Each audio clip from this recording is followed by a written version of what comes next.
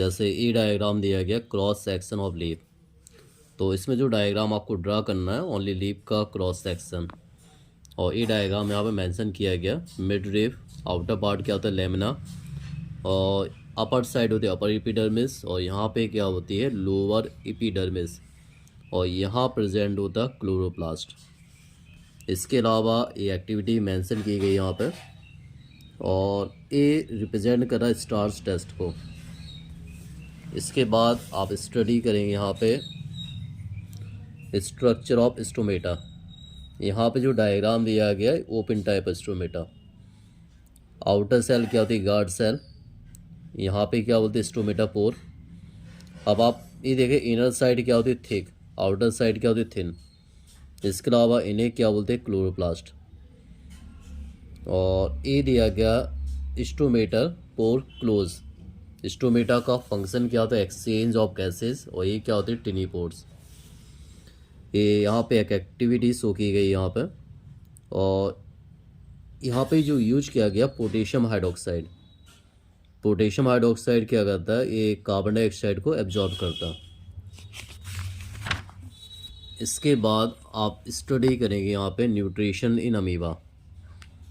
तो ये different step में होता है, इंजेशन है, डाइजेशन है, एब्जॉर्प्शन है, एसिमिलेशन है और एजेशन है।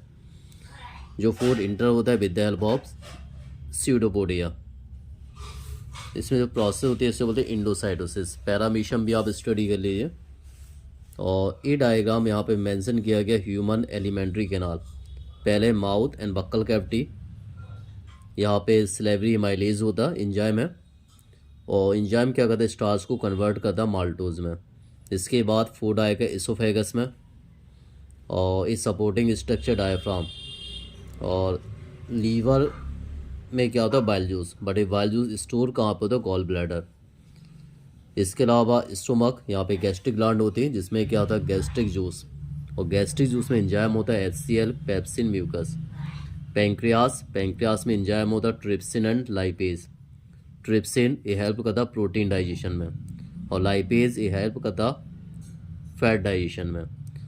बाहर की तरफ क्या होती है लार्ज इंटेस्टाइन, अंदर क्या होता है स्मॉल इंटेस्टाइन। स्मॉल इंटेस्टाइन में फूड का क्या एब्जॉर्प्शन होता है, जबकि लार्ज इंटेस्टाइन में वाटर एब्जॉर्प्शन होता है।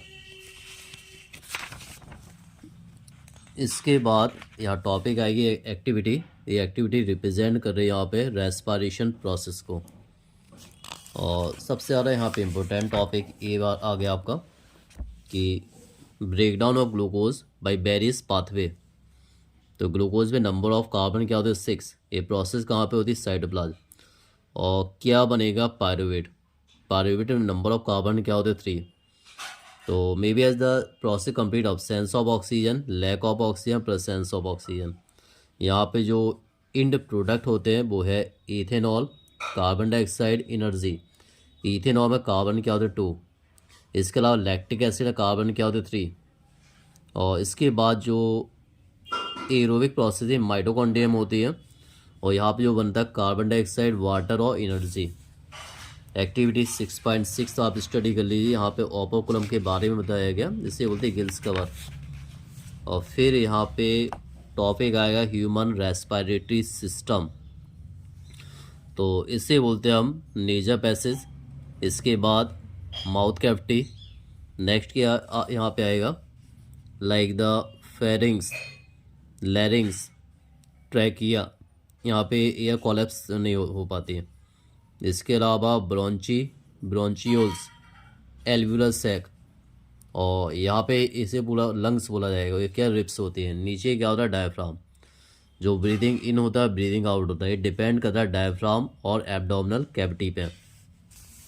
इसके बाद आप स्टडी करेंगे ट्रांसपोर्टेशन और ए एक्टिविटी। और फिर यहाँ पे इम्पोर्टेंट डायग्राम आ जाए human heart. Left side always blood होता है प्योर, और राइट साइड ब्लड होता है इम्प्योर। इम्प्योर मतलब जिसमें CO2 मिक्स है, प्योर मतलब जिसमें ऑक्सीजन मिक्स है। दो टाइप का सर्कुलेशन होता है pulmonary and systemic. Pulmonary circulation start होता नीचे वाले चैम्बर से, इसे बोलते हैं हम राइट वेंट्रिकल्स। राइट वेंट्रिकल से पल्मोनरी आर्टरी, यहाँ से ब्लड कहाँ जाएगा लंग्स में, लंग से प्योर ब्लड कहाँ पे आएगा, पल्मोनरी वेन, और कहाँ पे आएगा, लेफ्ट एट्रियम, तो इससे बोलते हैं हम पल्मोनरी सर्कुलेशन। दूसरा होता है सिस्टेमिक, प्योर ब्लड कहाँ पे, लेफ्ट वेंट्रिकल्स, यहाँ से कहाँ जाएगा, एरोटा, एरोटा से बॉडी टिश्यू में एब्जॉर्ब हो जाएगा। फिर इम्प्योर ब्लड फिर से कहाँ आया, वेना केवा में, और कहाँ पे आएगा, राइट एट्रियम, तो इसे बोलते हैं हम सिस्टेमिक सर्कुलेशन। ब्लड का टू टाइम मूवमेंट होना, तो इससे बोलते हैं डबल सर्कुलेशन। और ये रिप्रेजेंट कर रहा है यहाँ पर transport and exchange of oxygen and carbon dioxide. Oxygen जो ट्रांसपोर्ट होती है with the help of respiratory pigment, और रेस्पिरेटरी पिगमेंट का नाम है हीमोग्लोबिन।